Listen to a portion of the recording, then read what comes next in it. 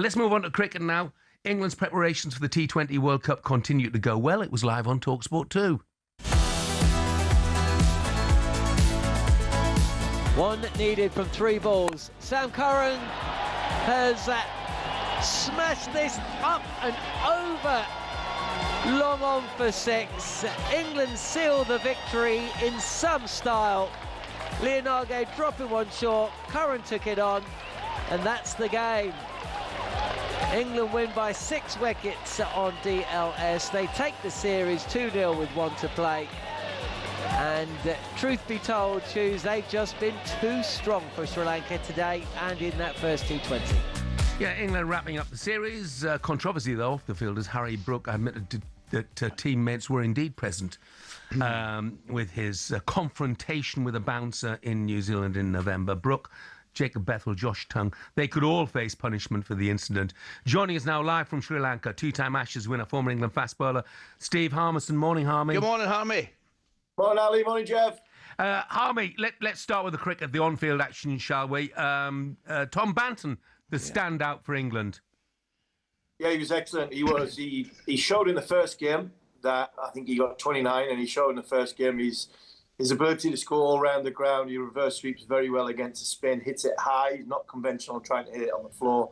And at number 4, having taken his chance when Ben Duckett got injured, he's proved his worth. And you know, the 50 in the second game was a match win, and seeing his team home, something I think that will show great qualities from England going forward. It'll be interesting to see if he stays in the side, though. I think Ben Duckett, a fit and firing, and the one that we had for the last sort of 18 months, I still think Ben Duckett warrants a place in the side. And I just wonder if it's now Ben Duckett or Jacob Bethel, who in 2025 is batted 16 times in T20 cricket, the highest score of 36. So Banton, for me, you ride this wave, keep him in, and as long as he's batting the way he's batting, I think he should stay in the side going towards the World Cup. Harmy, another one we're talking about, controversy surrounding Harry Brook. He had a great knock yesterday. Was it 36 off 12 or 13 balls? But there's a little bit of controversy following him at the moment, isn't there? Yeah, unfortunately. I think this second one, Ali, I mean, it's not so much Brook. I think people are bringing Brook into it because, yes, he was involved. And the apology hasn't really helped that from the first apology. It was amazing, that the statement, there was an apology to make an apology from the apology, which was bizarre and madness. But this one is a little bit more on the ECB, I think. I think when you sit and you say that we haven't got a drinking culture, you sit and you say nobody else was involved, and then the captain, Harry Brook, sits there and says, yes, I was the only one that went to the nightclub. I was the one that got clocked by the bouncer, to which then 2 or 3 weeks later, all of a sudden you weren't the only one. Then I think the whole regime's in a little bit of strife, not just Harry Brook. The other day, it was bizarre because you're sitting in the press box on Friday waiting for the first game, or around the first game starting. And all of a sudden those murmurings that the story was coming, then the story broke. And then when we heard there was going to be a statement from Harry Brook, I honestly thought it was his resignation as captain, because I was like, well, hold on, how can you, if you're going to make a statement, you've apologised, the next step is probably to resign. So he is captain. There is a lot of noise around it. I don't think it's going away. I think once the World Cup's finished, I think that'll be a good time to reset and sit down and make some calculated, correct decisions by adults in the room, because we've got a bit of time before the English summer, international summer starts. So by a reset, in that case, Harmy, do you mean that he should then resign or be removed from the captaincy? I think that needs to be, I think the whole thing needs to be looked at, I think, with a calm head from, a place of honesty from inside and from outside. Because at this moment in time, you've got the ECB who are in England, you've got the management team who are probably in England, you've got the team who are in Sri Lanka going to India. It's a World Cup. And I think if you give them time once we get home, I mean, to get home middle of March, early March, we're not playing again until June.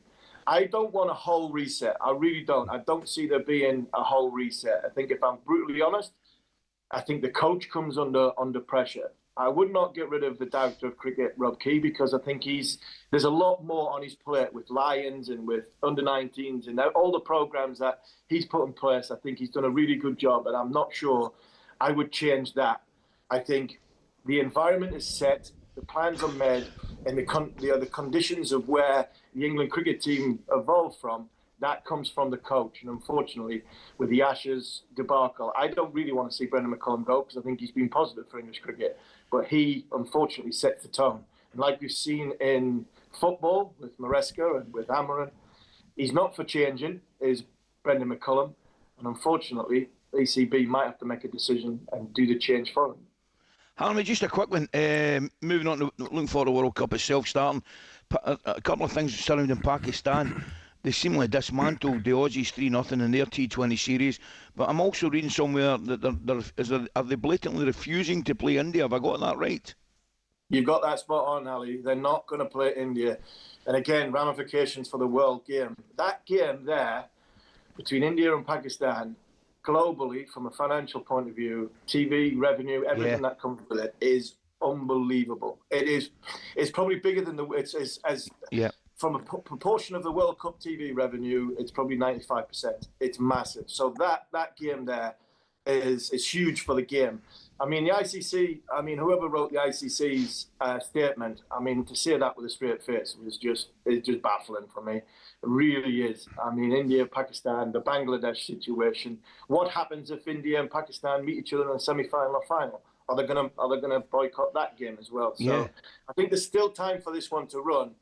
But I think this has a bigger consequence for the smaller nations around the world, which people don't understand yet, because the TV share and the money that gets just distributed, it's huge. It's massive. We need in cricket India to play Pakistan. And unfortunately, politics, again, should not come into sport, but it has come into sport. The Pakistani government said, we're not having that game, and the ICC will be disappointed because the money that they'll lost because of broadcasting revenue rights. Harmy, enjoy the rest of your time in Sri Lanka. Enjoy, fantastic mate. Good place. to see you.